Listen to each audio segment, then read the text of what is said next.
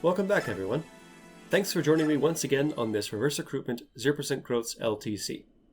Are you ready for a treasure hunt?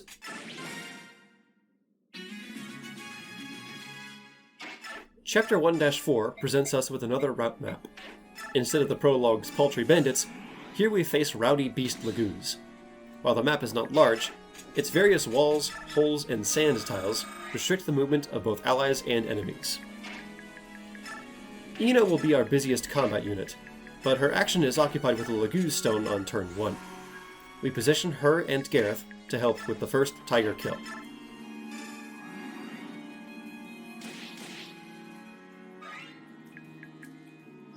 Volk is his name, and stealth is his game. Say hello to our thief and one of the most interesting units in this run. His stats barely matter. It's his stillness skill that brings the most value. It functions the same as the stealth ability from Three Houses. As long as enemies have any other targets in range, they will not attack Volk. This allows us to shrink choke points and manipulate enemy aggro. It's really fun, if I do say so myself. His main downside is that his hit rates are, well, bad.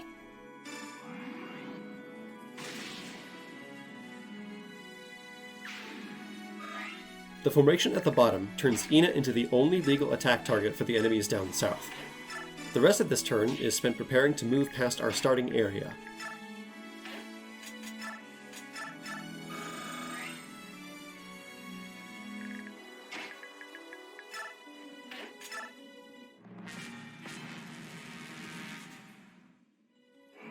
Yes, that's right. Nasir is providing his white pool buff to the breakable wall. Be very afraid.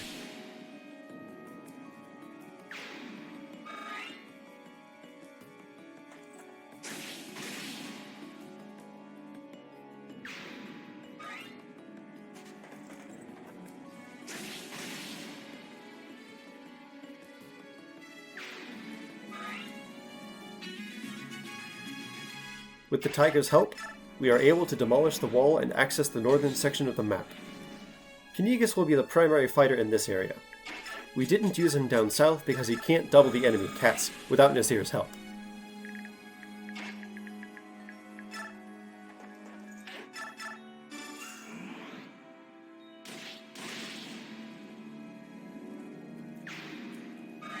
In Radiant Dawn, you can stand on specific tiles to have a chance of obtaining a hidden item. The chance is based on your skill stat and biorhythm, but the Thief class line gets an extra 60% added on to that. Our chance of obtaining that Master Seal was slightly over 70%. Laguz AI has a flaw, where they will try to attack even when untransformed. This lets us safely lure out the untransformed tiger on the left side.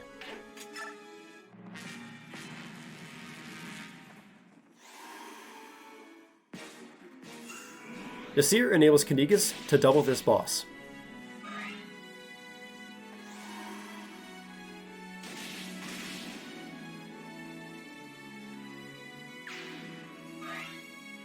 Hello there, Mr. Tiger. How are you doing today? Good? Good. No one tell him the map objective.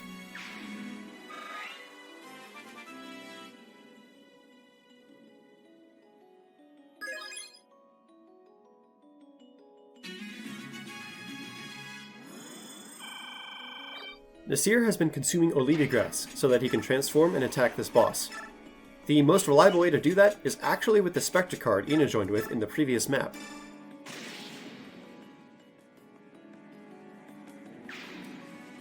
Laron is carrying the chest key we didn't use at all in 1-2. He moves in range of the northwest chest, and Caineghis prepares to fight the two tigers. Ina will likewise move into enemy range, and Kurth has no trouble dispatching this untransformed tiger.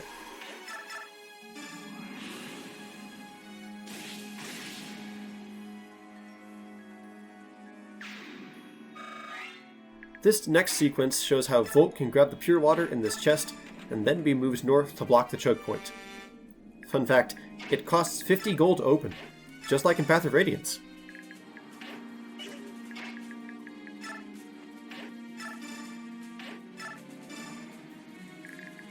Renning ends his turn next to Kurthnaga, which will give them support points when the next turn starts. At the time, building their support rank was one of my long-term objectives, but it proved to be unnecessary. This means Renning could try to hunt for the Master Seal on turns 3 and 4 if necessary, but his bad biorhythm makes his likelihood of success minuscule. This tiger ignores Volk because he is standing so incredibly still that he becomes invisible to the eye.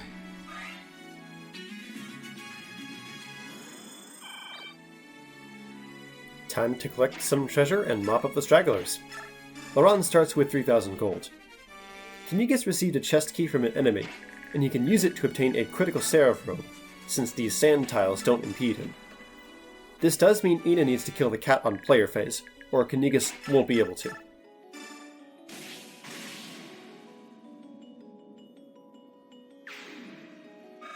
Finally, Volk moves in to claim the Hidden Beast Foe scroll. This is also critical to our future plans.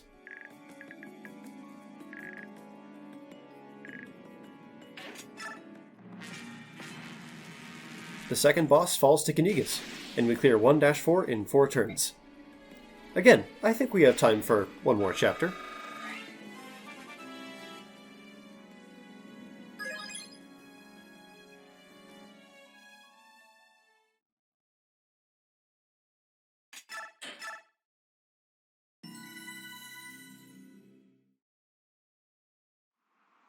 Welcome to 1-5, an outlier of a map for reasons I'll get into momentarily. For now, let's put the Master Seal from the last map to use. Promoting a unit to Tier 2 generally increases all of the stats we care about by 1, and that includes movement. It's not critical to promote Renning right now, but there's no drawback either. The reason this map is an outlier is because of its victory condition. Defend for 6 turns. There is no alternate win condition, so our progress through the map is floored at the 6 turn mark. Given that, the most productive thing we can do here is work towards some side objectives and long-term goals. Volk and the gang are headed east to steal a few items, and Caineghis heads north to do battle. He'll be training up his weapon rank as much as possible. Your eyes do not deceive you. That is a comical 5 skill on Bastion the Wind Sage. The way stats are normally calculated in reverse recruitment playthrough is to level a new unit up or down until they have the same level as the original unit. This means Bastion goes from a level 10 Archsage to a level 1 Wind Sage with a minus 70% skill growth. I'll do the math for you. That's 28 levels where growths happen, plus the Tier 3 promotion. That means 21.6 skill is subtracted from the original 27. Round, and you're left with 5. It's a shame too, because his actual damage output is very good. We won't be able to rely on it often, but Bastion does have his moments.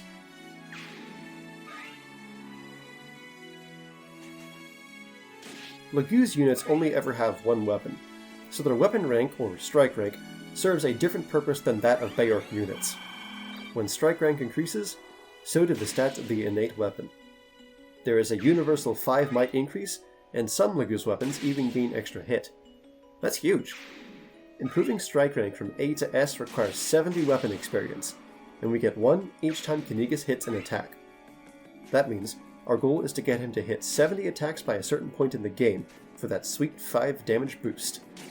We started the map with 18. I'll let you guess when that certain point is.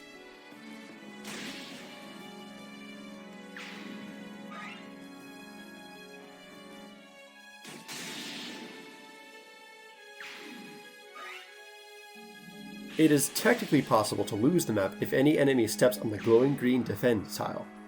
In practice, this never happens. The bishop there will not move, and if any green unit dies, it's game over. The Myrmidon survivability is the most suspect. We need him to dodge a few attacks, and there's not much we can do about it. Sal actually had to increase his stats from what they were leveled down to, otherwise he died too easily.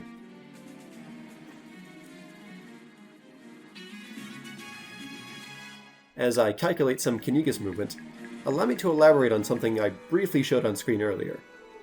We have a forged weapon called Provolke to help our inconspicuous thief hit more accurately. The stats should be on screen by now. We got to set up an extremely rare but extremely satisfying triple dragon buff so that Volk could cut a path to the stealable Master Seal. We'll use that in the next chapter.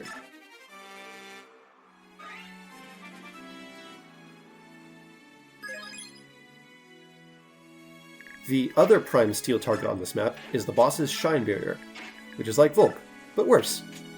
This prize is optional, but it could save us 800 gold later, and it's something to do. Sadly, we can't feed the entire map to Caineghis.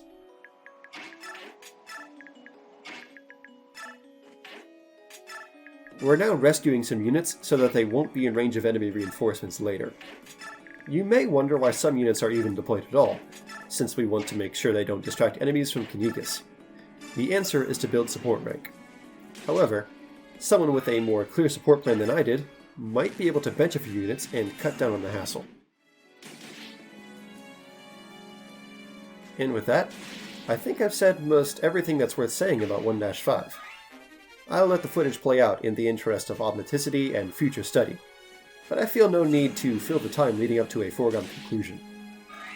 I'll close with the fact that we obtained 37 total weapon experience for Caineghis, we nab the Shine Barrier, and that we complete the map in 6 turns. Take care, everyone!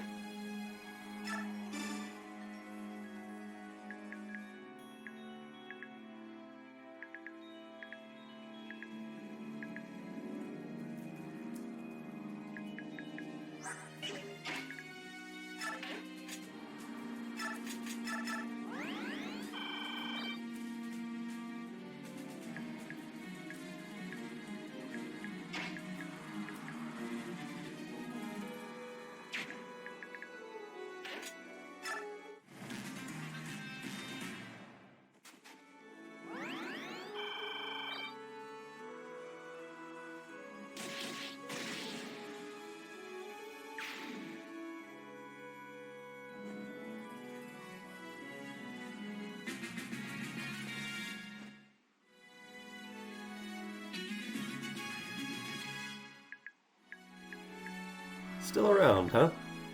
I wonder what you're working on.